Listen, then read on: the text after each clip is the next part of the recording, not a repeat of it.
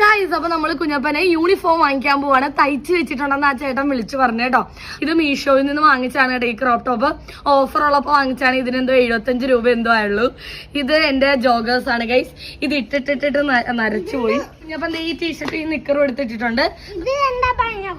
ഇത് കുഞ്ഞപ്പന്റെ ബൈനോക്കുലറും കുഞ്ഞപ്പൻ കൂടെ എടുത്തിട്ടുണ്ട്.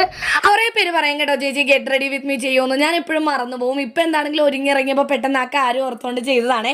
അങ്ങനെ തയ്യക്കാരൻ ചേട്ടന്റെ വീട്ടിൽ എത്തി. അവിടെ ഒരു കുഞ്ഞു വാവിനെ കണ്ടപ്പോൾ കുഞ്ഞപ്പൻ അവിടെ പുറകെ പോയേ.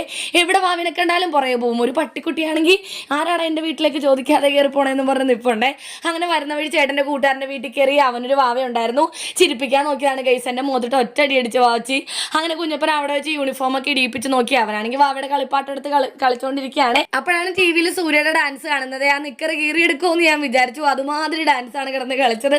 അപ്പൊ ഗൈസ്, അത്രേ ഉള്ളൂ. അടുത്ത വീഡിയോ ആയിട്ട് ഉടനെ വരാൻ. കുഞ്ഞപ്പൻ ഇഷ്ടപ്പെടാൻ സബ്സ്ക്രൈബ് ചെയ്യണേ.